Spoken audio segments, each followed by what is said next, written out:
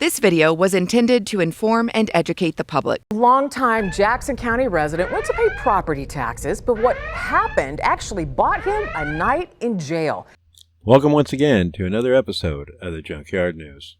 And in this video, we're going to briefly discuss an incident that happened in Independence, Missouri. Now I, as I'm sure most of you have as well, have heard that there are only two guarantees in this life. Those two guarantees are death and taxes. But what happens when you go into a public building to pay your taxes? And this is a story about a man that walked into a public building to pay his taxes on time, but ended up being thrown in a cage for 12 hours. And he's now facing charges for it. Arrested for trying to pay your taxes. Let's get into it. Now this happened to a Kansas City resident, his name being Zak Nenno. He was arrested after trying to pay a bill at the historic Truman Courthouse in Independence, Missouri.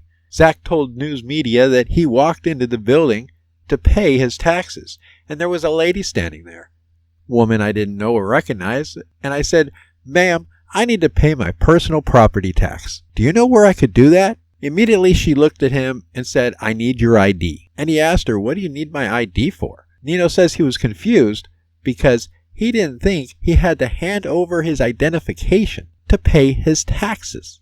When he didn't immediately present his ID and questioned her request for his ID, he was told that he was trespassing.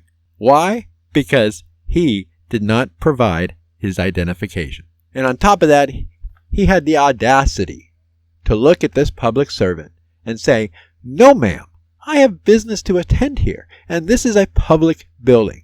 I'm not doing anything wrong. I'm here to conduct business and pay my taxes." Now, this being a courthouse, the security is the responsibility of the county sheriff. And since a deputy sheriff was nearby and heard this interaction, one deputy sheriff came up to him and told him he needed to leave because he was trespassing. Now, Nenno tried to explain to the deputy, "This is a public building. I'm not doing anything wrong. You can't trespass me absent a crime or a violation of some policy. I haven't done anything, and I have business to attend here." Nenno claims all of a sudden the deputy reached out to grab him, so he instinctively backed up a little bit, and he told the deputy, "Sir, you have no reason to talk to me, let alone touch me. Back up, and I'll take care of my business," he said. Nenno then walked away and went to another window and took a seat. He said he wanted to wait his turn and not cause any type of issue. Nenno claims that he sat down, and it probably wasn't 2 minutes before deputies come up, get right up to me, and say, "Sir, you're trespassing and creating a disturbance in the building. You need to leave now." Nenno says he was like, "No, sir. The only one that created a disturbance here was that deputy right there. I've been calm and collective this whole time. I haven't done anything wrong. I said I have business to attend to. I have to pay my taxes."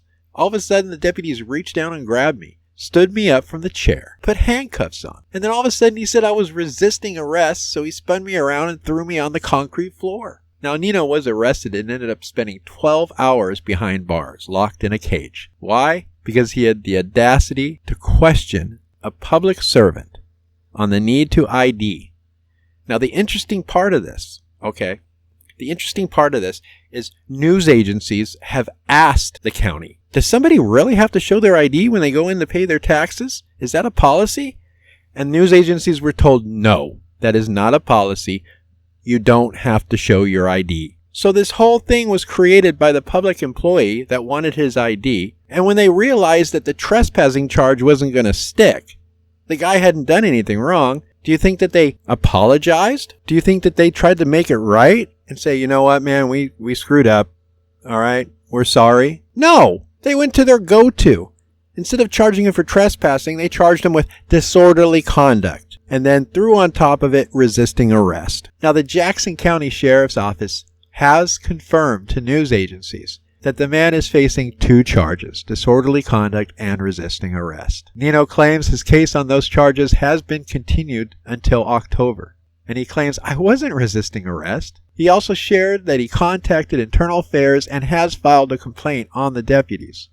In the surveillance video, there's no audio captured. News agencies asked Nenno if he was using foul language of any kind during this incident, and he claims he was not. He was polite the whole time. The Jackson County Sheriff's Office, when asked to comment on this issue, says that this is an active case in municipal court and that the Sheriff's Office is unable to provide further information until the case is adjudicated.